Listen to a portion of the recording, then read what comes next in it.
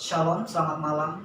Kembali malam ini kita akan merenungkan firman Tuhan melalui renungan malam seiman tanggal 25 Oktober 2020 yang ditulis oleh Ibu Kathleen dan Pendeta Jonathan Kuntaraf dengan judul Hukum dan Injil Setelah Salib.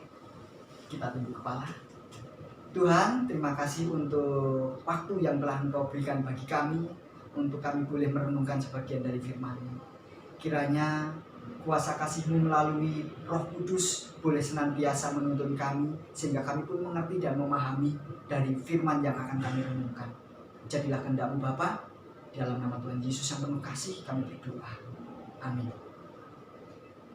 Kebenaran firman Tuhan pada malam hari ini yang akan kita renungkan terdapat di dalam Matius 27 ayatnya yang ke-52. Dan lihatlah, tabir bait suci terbelah dua dari atas sampai ke bawah, dan terjadilah gempa bumi, dan bukit-bukit batu terbelah. Sebagaimana banyak orang Kristen telah amati, Alkitab dengan jelas menunjukkan apa yang telah terjadi pada kematian Kristus yang menghapuskan hukum upacara, yang melambangkan Kristus. Mengapa? Sebab kematian Kristus menggenapi lambang pada sistem pengorbanan. Lambang bertemu dengan yang dilambangkan. Sehingga dengan demikian hukum upacara itu pun berakhirlah. Berabad-abad sebelumnya, Daniel telah menubuatkan bahwa kematian Mesias menghentikan korban sembelihan dan korban santapan sebagaimana dalam Daniel 9 ayat 27. Ayat inti kita yang kita telah baca dan kita telah dengar menyatakan ketika Yesus mati, tabir bait suci secara ajaib tercabik menjadi dua dari atas ke bawah, yang menunjukkan berakhirnya makna rohani dari pelayanan bait suci. Walaupun hukum upacara mengenai peran penting sebelum Kristus mati, namun itu memiliki kekurangan sebab banyak hal hanya berupa bayangan saja dari keselamatan yang akan datang. Sebagaimana dalam Ibrani 10 ayat 1 mencatat, hukum upacara melayani tujuan sementara dan dipaksakan kepada umat Allah sampai datangnya waktu pembaharuan sebagaimana dicatat dalam Ibrani 9 ayat 10, sampai saat Kristus mati sebagai anak domba Allah yang sejati. Pada saat kematian Kristus, kekuatan hukum dan fungsi dari hukum upacara berakhir.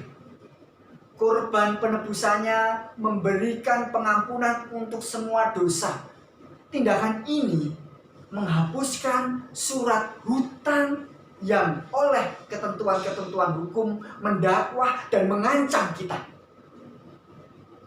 Dan itu ditiadakannya dengan memakukan pada kayu salib sebagaimana Kolose 2 ayat 14 mencatat.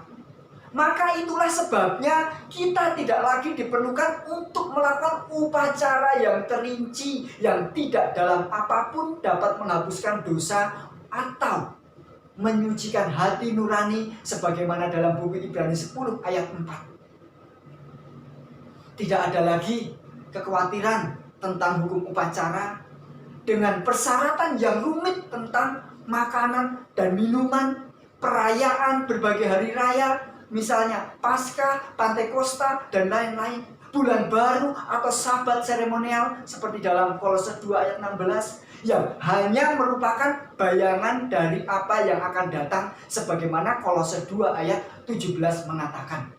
Dengan kematian Yesus, orang percaya tidak lagi perlu berurusan dengan bayangan, satu refleksi dari realitas di dalam Kristus.